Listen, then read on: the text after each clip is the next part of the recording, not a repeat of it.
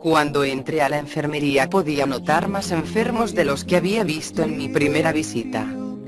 Todos con diferencia de síntomas y gravedad. No me gustaría decirlo, pero realmente parecía un chiquero. Principalmente porque la disentería causa en su mayoría diarrea. Así que supongo que no hace mucha falta describir cómo era el lugar y qué tanto apestaba. Pues en un campamento no hay baños, se tienen que usar letrinas, basínicas y baldés. Realmente apestaba, pero el mal uso de estas y el constante estrés hace que esto se acepte más de lo que ya está. Se necesita el cambio constante de los lugares para evacuar. Pues entre más dure las heces en estos lugares la probabilidad de infección es mayor. Realmente. Esto era más asqueroso de lo que uno lo imagina.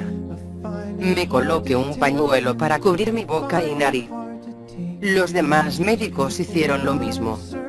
Lo primero que hicimos fue sacar todos los excrementos que había en las letrinas y en los recipientes metálicos.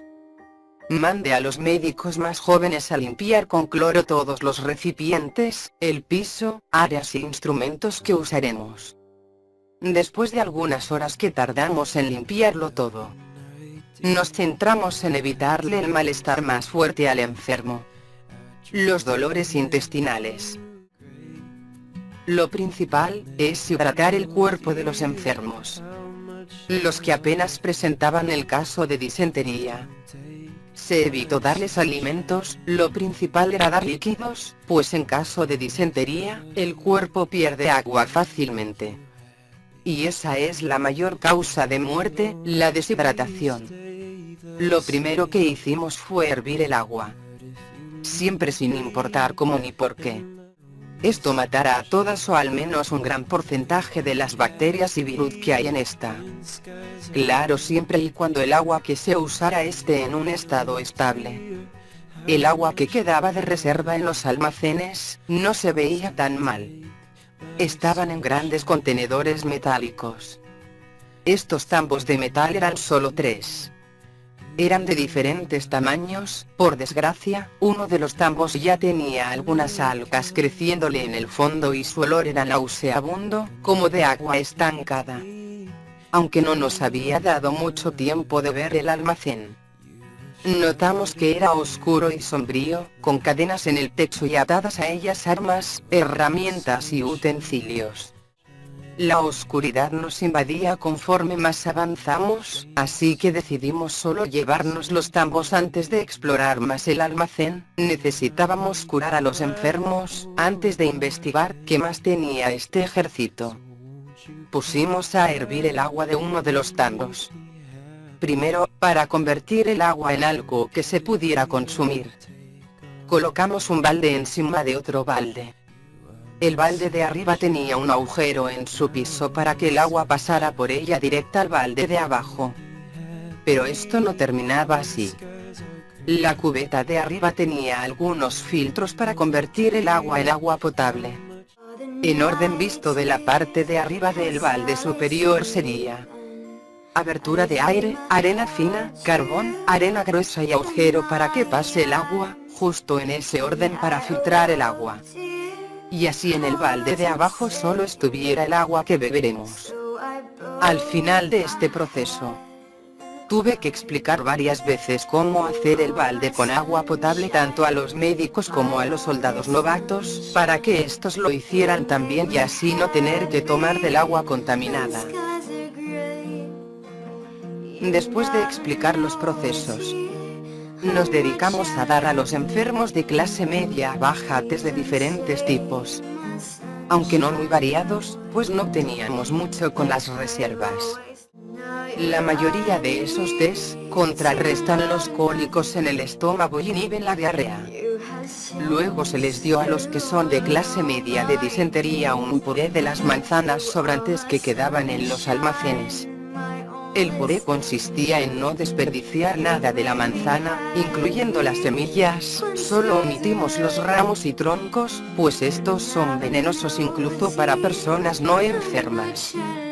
El puré ayudará a evitar que el cuerpo deje de rechazar los nutrientes y mantendrá pausada la diarrea por unos días, esto intermediadamente y solo si el puré se hace bien. Para los que estaban en clase alta de disentería, es decir un nivel muy alto de la enfermedad, se les proporcionó otros remedios mucho más potentes. Por suerte no son muchos los que están en etapa alta. Así que con las reservas que nunca han sido utilizadas, creamos crema de ajo. Los adultos tomarán 2 cucharadas en ayunas durante una semana y los niños 1 cucharada durante el mismo tiempo. Esto para que los enfermos ya no presenten sangre en sus heces. También usamos algunos otros remedios para evitar la diarrea en los casos más graves. Pero esto solo en algunos.